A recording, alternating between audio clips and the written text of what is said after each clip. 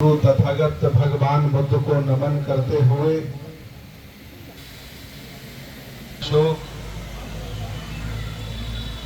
उपरांत हक समाज में जन्मे सरसों को नमन करता हुआ बाबा साहब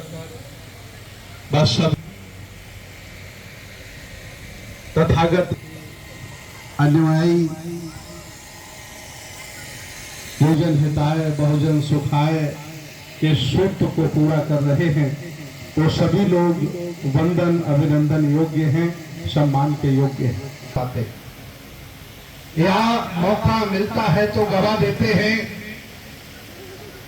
या फिर वो तमाम बुराइयों में घिर जाते हैं जिन बुराइयों को वो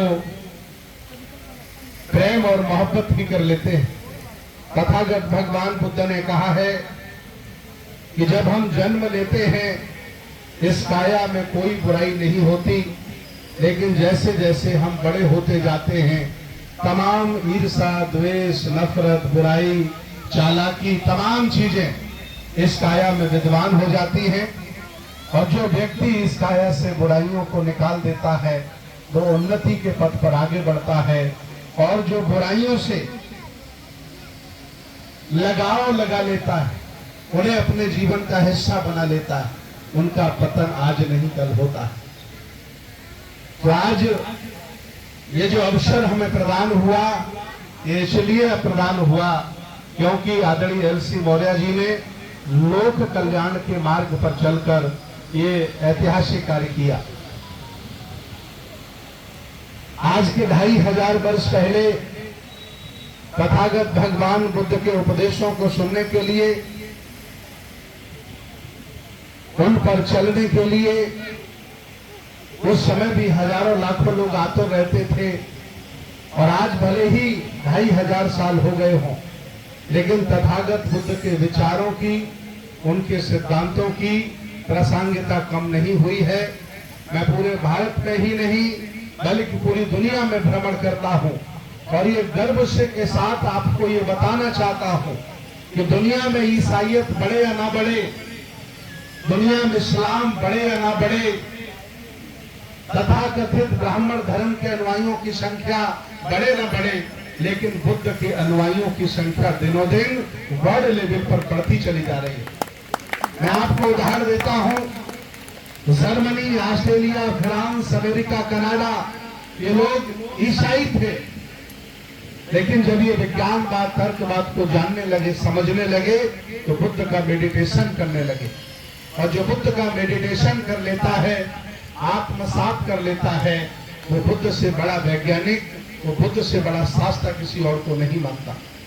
आज बुद्ध का दर्शन, उनके विचार पूरी दुनिया में प्रासंगिक है।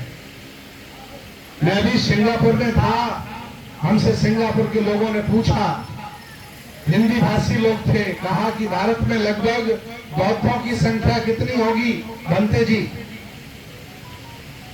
तो मुझे सरकार के द्वारा बताई गई जनसंख्या बताने में शर्मिंदगी महसूस हो रही थी, क्योंकि सरकार के आंकड़े में आप 2% हैं। तो मैंने उनसे कहा कि सरकार की नीयत अच्छी नहीं है, इसलिए उनके हिसाब से हम 2% हैं, लेकिन भारत की आधी आबादी बुद्ध की अनुयायी है। आधे लोग भारत के बुद्ध को मानते हैं, उनका सम्मान करते हैं। ऐसा कोई घर नहीं, ऐसा कोई मोहल्ला नहीं जो बुद्ध के दर्शन, उनके विचारों से अछूता हो। मैं आज बहुत एक बात स्पष्ट करना चाहता हूं कि पिछले 30 वर्षों से भारत के बौद्ध अपना अलग धर्म की मांग कर रहे हैं। वो नहीं चाहते कि उन्हें संविधान के तहत हिंदुओं का हिस्सा माना जाए, क्योंकि हिंदू, और जिस तरह से भगवान बुद्ध को उन्होंने अवतार घोषित करके अपने आप में सम्मिलित करने का काम किया है, ये भी आप लोग अच्छी तरह जानते हैं। पिछले 30 वर्षों से भारत के कुछ लोग अलग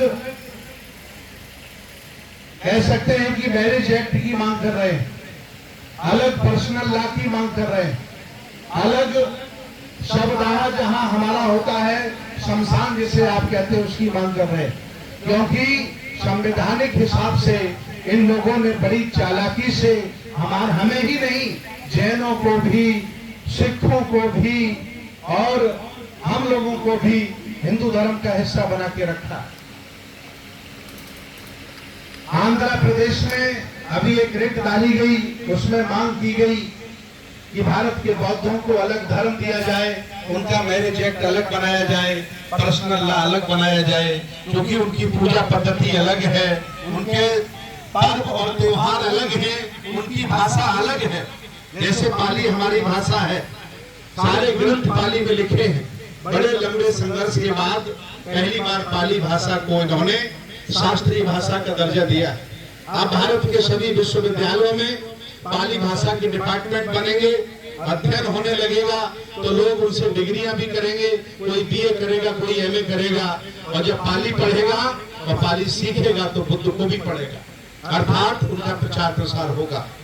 तो लेकिन हाई कोर्ट ने कोई निर्णय नहीं लिया और आज दिन तक वो पिटीशन वही का वही पड़ा है। तो मैं भी पूरे देश में घूम घूम करके भगवान बुद्ध के अनुयायियों से ये कहता हूँ कि जब तक आपका विकास भौतिक संभव नहीं है, जब तक आपका अलग रिलीजन नहीं होगा, और आप उनके हिस्सा बने रहिए। जैसे अभी हमने उत्तर प्रदेश के मुख्यमंत्री को लेटर लिखा, उसमें शामिल थे आपके पर्यटन मंत्री भी शामिल थे लेटर में। हमने कहा कि आप सभी पुराने मंदिरों को पैसा दे रहे हो, और जबकि आप हिंदू धर्म का हिस्सा बौद्ध धर्म को मानते हो, आप हमारे पुराने बुद्ध विहारों को पैसा क्यों नहीं दे रहे। मैंने जिक्र किया देवदहा, जहां सिद्धार्थ गौतम की बनिहाल थी, बुद्ध की बनिहाल थी। मैंने जिक्र किया रामग्राम, जहां कोलियों की राजधानी थी। मैंने जिक्र किया राजधानी गांव गोरखपुर के बगल में, और शंकिशा और बैरंजा, अतरंजी खेड़ा, तमाम हमने जिक्र किए। और हमने कहा कि जब आप अपने मंदिरों को पैसा दे रहे हो तो इन लोगों को भी पैसा दीजिए, क्योंकि आप इन्हें अपना हिस्सा मान रहे हो, और आप अगर इनका सम्मान नहीं कर सकते तो ईमानदारी से इनको अलग ही कर दीजिए। लेकिन कोई इन लोगों ने ध्यान नहीं दिया।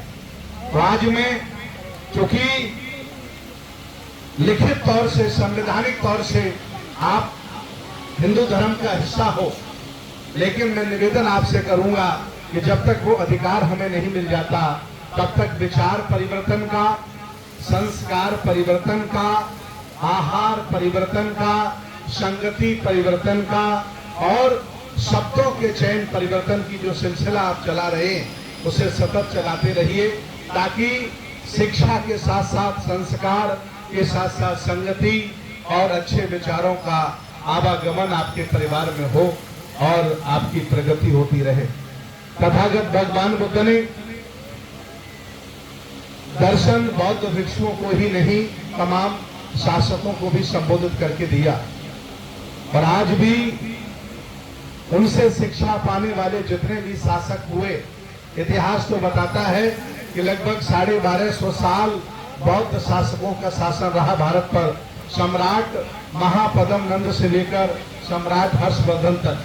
कुछ इतिहासकार इसे और बढ़ाकर बताते हैं। लेकिन अगर बुद्ध की शिक्षाओं से शासक प्रेरित है तो वह कभी भी किसी के साथ भेदभाव नहीं करेगा, जातिवाद नहीं करेगा, उचित सम्मान देगा, प्रतिभा का सम्मान देगा।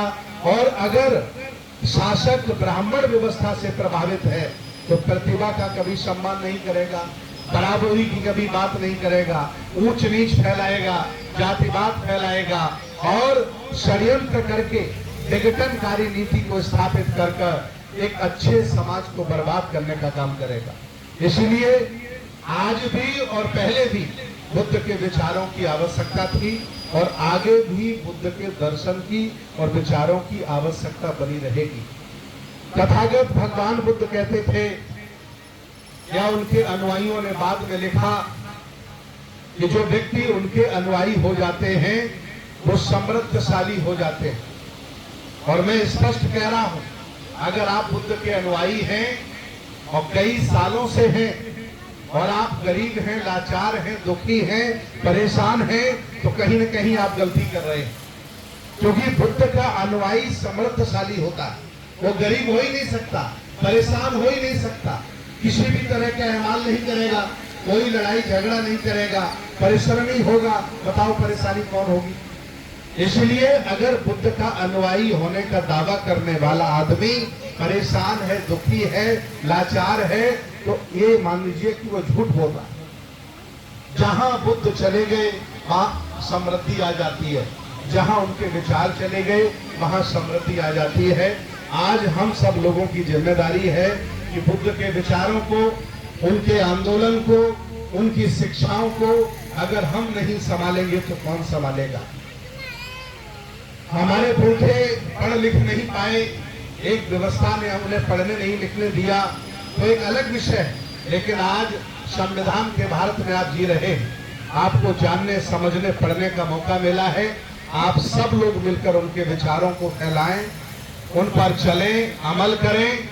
और एक लाइन में अपनी बात में खत्म करता हूं कि चाहे जितने भगवान बुद्ध के सूत्र रट लेना आप, चाहे जितनी मोटी मोटी किताबें पढ़ लेना आप, वो हो सकता है कि आपको अभिमान घमंड जरूर दे देंगी, लेकिन अगर आत्मसात उनके विचारों को नहीं किया, उनके सिद्धांतों को आपने आत्मसात नहीं किया, तो बुद्ध के दर्शन से, विचारों से कोई लाभ मिलने वाला नहीं। प्यासे व्यक्ति के सामने भरा हुआ पानी का गिलास रख दिया जाए और पानी की तारीफ की जाए, एक आध घंटे तारीफ की जाए, पानी की तारीफ करने से प्यास नहीं बुझती है जब तक पानी को पिया न जाए। वैसे ही भगवान बुद्ध का दर्शन आत्मसात करने का है, अमल में लाने का है, उस पर चलने का है।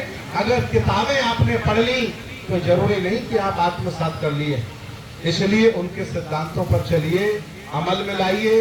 अगर आप बौद्ध हो गए हैं तो किसी भी तरह का नशा ना करिए, और ये आपके परिवार के लिए भी ठीक है। अगर आप सुधार लीजिए, आप अपने विचार सुधार लीजिए, मैं दावे के साथ कहता हूं आपको 1 साल में ही आपके जीवन में परिवर्तन हो जाएगा। इतने कल्याणकारी विचार भगवान बुद्ध के हैं। मैं हाथ उठा के पूछना चाहता हूं, यहाँ ऐसे कितने लोग बैठे हैं जिन्होंने तथागत भगवान बुद्ध का मेडिटेशन किया है? हाथ उठा के बताइए। मेडिटेशन शिविर करने जो लोग गए, जीवन में जब आपको मौका लगे, जब भी आप खाली हो, कोई काम ना हो, तो एक बार एक शिविर, बेटियां भी कर सकती हैं, बेटे भी कर सकते हैं, और बुजुर्ग भी कर सकते हैं, जवान भी कर सकते हैं। आप एक नया अनुभव लेके आइए, आपको अच्छा लगे तो दोबारा जाइए ना। हम दोबारा अपील आपसे नहीं करेंगे, लेकिन एक बार अपील आपसे करेंगे कि समय निकालकर मेडिटेशन करिए और बुद्ध के मार्ग पर चलने का प्रयास करिए।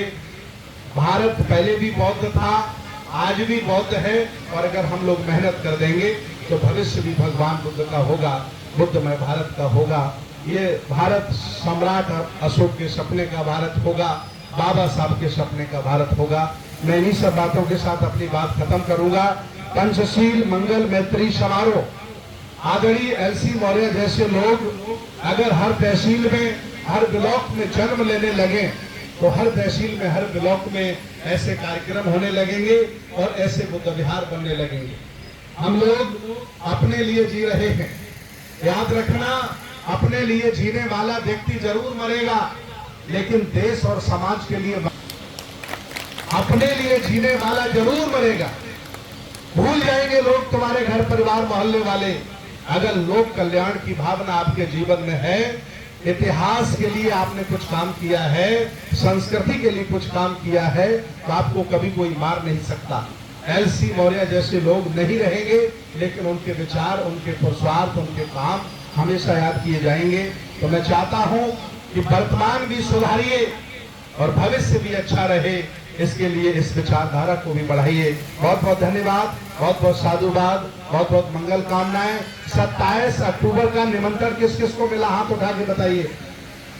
इलाहाबाद में सब लोग आ रहे हैं, प्रयागराज में बहुत बड़ा कार्यक्रम है, बहुत बड़ी व्यवस्थाएं हैं, आइए, हो जाएगा, आपका खून बढ़ जाएगा देख करके वहाँ व्यवस्थाएं, इतना बड़ा टेंट, इतनी दुनिया के लोग, इतनी बड़ी व्यवस्था, सबके लिए खाने का प्रबंध, सबके लिए पीने का पानी, सब मिलेगा।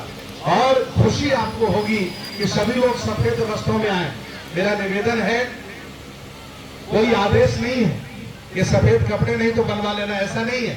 हो सके अगर सफेद कपड़े हैं तो सफेद कपड़ों में आइए, ताकि ये कुंभ से पहले जो हमने कभी कुंभ लगाया था, दूसरे लोगों ने कब्जा कर लिया है, उससे पहले दुनिया को दिखाना है कि ये मेला हमारा था, दूसरों ने कब्जा कर लिया।